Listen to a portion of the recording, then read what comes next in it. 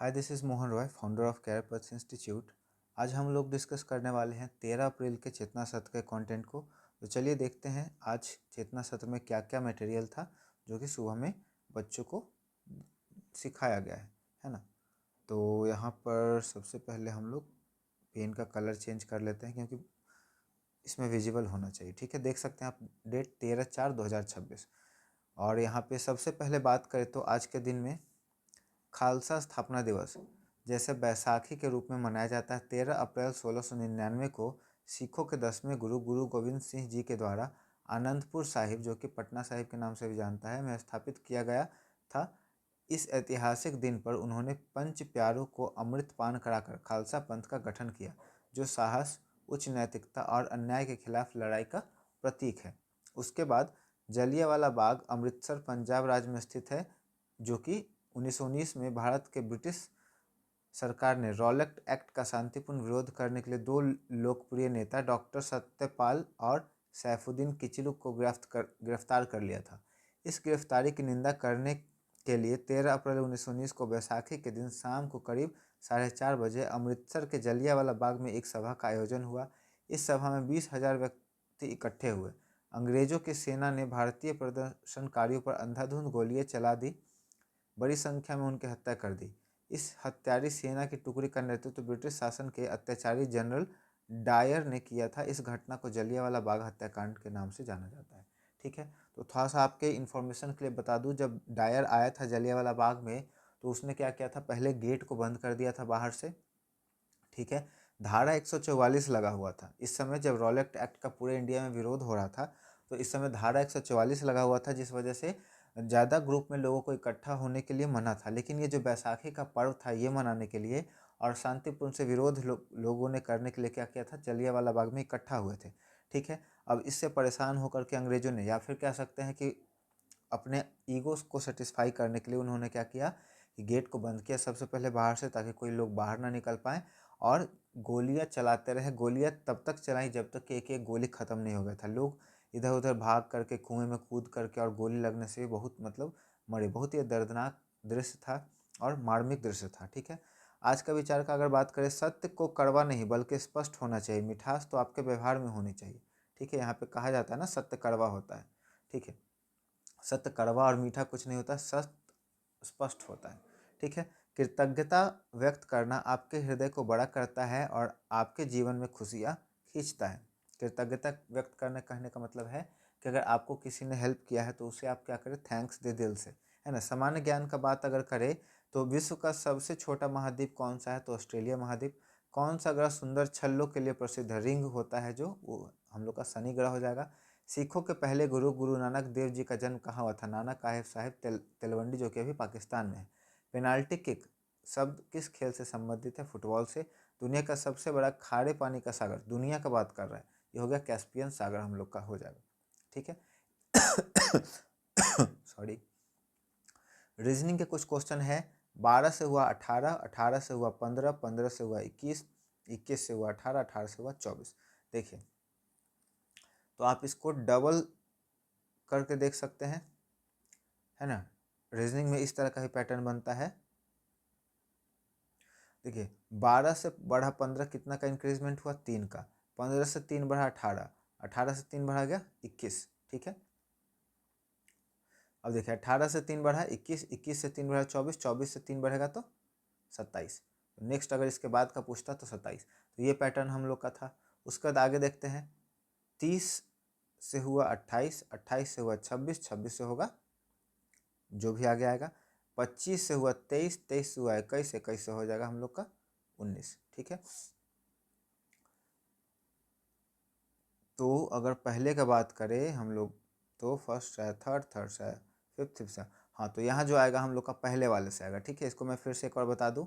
देखिए, पहला पैटर्न का 28, 30 से 2 घटा 28, 28 से 2 घटा 26, 26 से 2 घटेगा, यहाँ हो जाएगा 24। दूसरे पैटर्न का बात करूँ तो 25 से 2 घटा 23, 23 से 2 घटा 21, और 21 से 2 घटेगा तो हम लोग का हो जाएगा 19। ये इसके बाद का बात कर रहे हैं, अगर इसके बाद का पूछता तब। ठीक है, उसी तरह से आप 3 दिया हुआ, इसको कर लीजिएगा खुद से। ठीक है, सैड का सिनोनिम्स होता है अनहैप्पी, हार्ड का होता है डिफ़िकल्ट, स्टार्ट का होता है शुरू करना, बिगिन करना, उसके बाद एंड का होता है फिनिश, फास्ट का होता है क्विक, स्लो का होता है ग्रेजुअल, धीमा। ठीक है, उसी तरह से हिंदी के शब्द है। स्वस्थ का मतलब होता है जो बीमार ना हो, प्रसन्न का मतलब खुश रहने वाला, यथातथ्य मतलब जैसा है वैसा ही इसको बता दिया गया, विवादास्पद मतलब जिस पर विवाद चल रहा है, और शाश्वत जो हमेशा बना रहे। ठीक है, अब जलियांवाला बाग का यहाँ पे प्रेरक प्रसंग दिया है, कैसे ये जलियांवाला बाग का पूरा घटना हुआ था उसके बारे में डिटेल से यहाँ पे हम लोग समझेंगे। 13 अप्रैल 1919 को बैसाखी के दिन अमृतसर के जलियांवाला बाग में जनरल डायर ने निहत्थे मासूमों पर गोलियां चलवा दी। उस समय उधम सिंह वहां मौजूद थे और लोगों को पानी पिलाने की सेवा कर रहे थे। उन्होंने अपनी आंखों से सामने अपने लाशों को ढेर और खून की नदियां बहती देखी।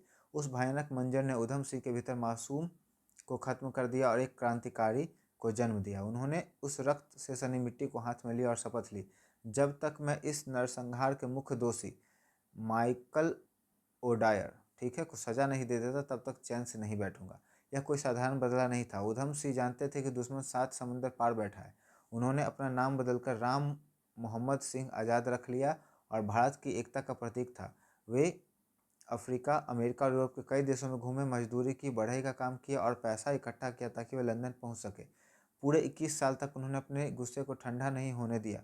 वे हर रोज अपनी उस शपथ को याद करते थे। आखिरकार 13 मार्च 1940 को वह दिन आया। लंदन के कैक्सटन हॉल में एक सभा हो रही थी और माइकल डायर भाषण दे रहा था। उधम सिंह ने एक किताब के पन्नों को काटकर उसमें अपनी रिवॉल्वर छिपाकर अंदर ले गए। जैसे ही ओडायर ने बोलना खत्म किया, उधम सिंह ने गरजते हुए गोलियां चला दी। ओडायर वहीं ढेर हो गया। उधम सिंह ने भागने की कोशिश नहीं की। उन्होंने मुस्कुराते हुए अपनी गिरफ्तारी दी। अदालत में जब उनसे पूछा गया कि उन्होंने ऐसा क्यों किया, तो उन्होंने गर्व से कहा, वह मेरे देश की आत्मा को कुचलने का दोषी था, मैंने केवल अपना कर्तव्य निभाया है। ठीक है, तो ये पूरा का पूरा इंसिडेंट था। उधम सिंह कैसे एक क्रांतिकारी बने, ठीक है, उसका पूरा घटना था और ये कितना प्रेरणा का स्रोत है आप इससे समझ सकते हैं। ठीक है, आज का दिन सेम आपका वही रिपीटेड रहता है। उसके बाद विचार का अगर बात करें तो महावीर स्वामी का विचार दे रखा है, वाणी की मधुरता वह सद्गुण है जो कड़वाहट भरे माहौल को भी सुहावना बना देता है। उसके बाद समसामयिक करंट अफेयर का अगर बात करें, किस देश ने स्मार्ट सिटी प्रोजेक्ट के तहत अपना पहला स्वदेशी ट्रैफिक कंट्रोल एआई लॉन्च किया है, तो ये भारत हो जाएगा। हाल ही में किस टेक कंपनी ने अपना नया एआई मॉडल मूस स्पार्क पेश किया है? मेटा। मेटा आपका फेसबुक का है ना। मेटा आपका पेरेंट कंपनी फेसबुक का भी हो गया है, बदल करके फेसबुक ने अपने आप को मेटा बना लिया है। हाल ही में भारत के किस द्वीप की समुद्री सुरक्षा को मजबूत करने के लिए आईएनएस सुनैना मिशन सागर के तहत माले पहुंचा? मालदीव। ठीक है, पवन ऊर्जा उत्पादन में भारत का कौन सा राज्य वर्तमान में पहले स्थान पे है? तो इसमें गुजरात हो जाएगा। ठीक है, आगे हम लोग बढ़ते हैं। करंट अफेयर में और भी क्वेश्चन है।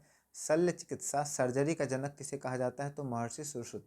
ठीक है, आयुर्वेद के प्रसिद्ध ग्रंथ चरक संहिता की रचना किसने की थी? महर्षि चरक ने। परमाणु सिद्धांत का प्रतिपादन प्राचीन समय में किसने किया था? महर्षि कनद। ठीक है, उसके बाद है लीलावती नामक प्रसिद्ध गणितीय ग्रंथ की रचना किसने की थी? भास्कराचार्य द्वितीय ने। उसका शून्य का आविष्कार किसके गणितीय सिद्धांतों का प्रतिपादन किया था? आर्यभट्ट ने। ठीक है, आगे हम लोग देखेंगे इंग्लिश के कुछ वर्ड है और हिंदी के कुछ वर्ड है।